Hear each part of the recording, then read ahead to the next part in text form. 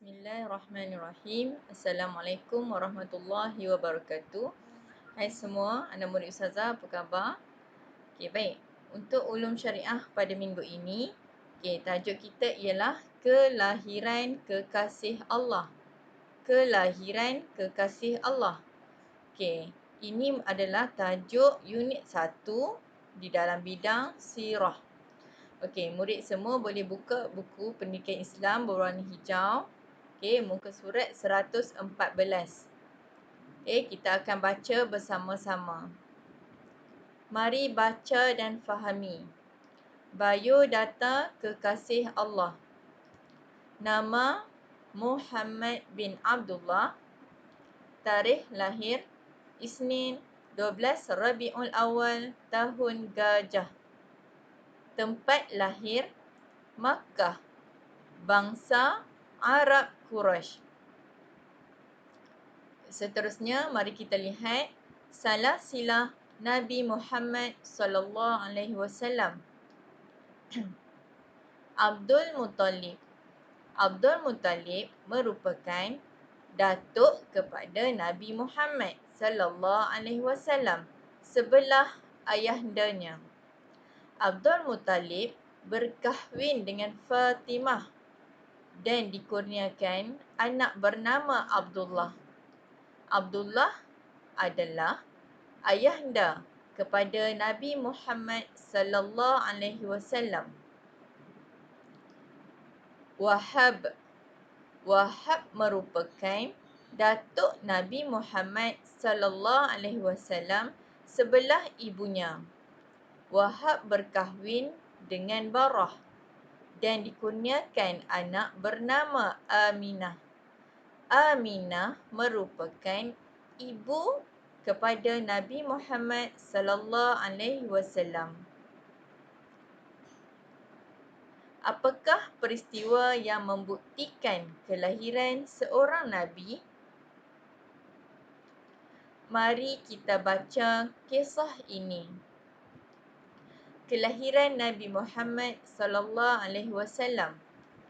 Berita kelahiran Nabi Muhammad sallallahu alaihi wasallam telah dinyatakan di dalam kitab-kitab terdahulu sebelum kelahiran baginda lagi. Peristiwa kelahiran baginda amat ditunggu-tunggu. Pada malam sebelum Nabi Muhammad sallallahu alaihi wasallam dilahirkan, ibunya Aminah melihat cahaya yang amat terang menyinari seluruh istana di negara Syam. Nabi Muhammad sallallahu alaihi wasallam dilahirkan daripada keturunan yang amat dihormati di Makkah kerana mereka merupakan golongan pemimpin dan bangsawan.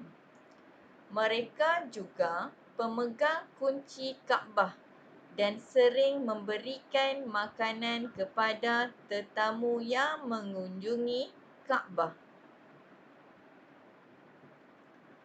Kisah sebelum kelahiran Nabi Muhammad.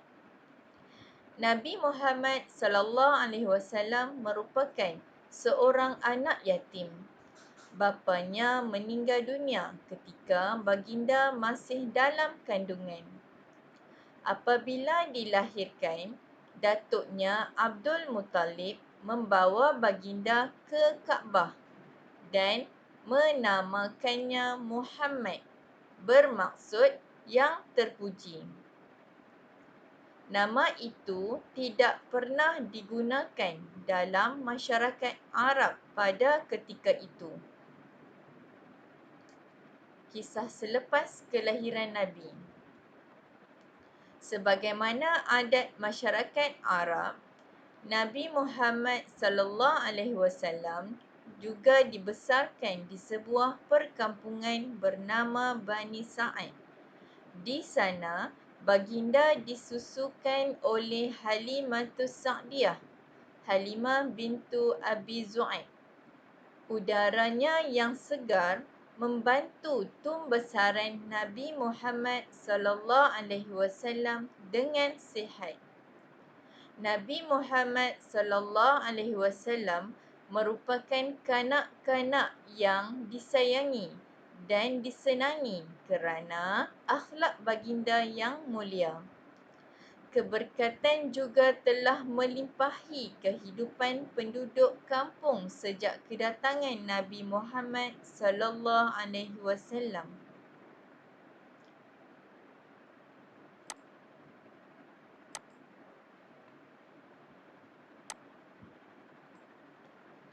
Okay, baik anak-anak murid Ustazah sekalian.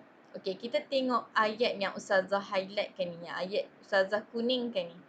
Nabi Muhammad sallallahu alaihi wasallam merupakan kanak-kanak yang disayangi dan disenangi kerana akhlak baginda yang mulia.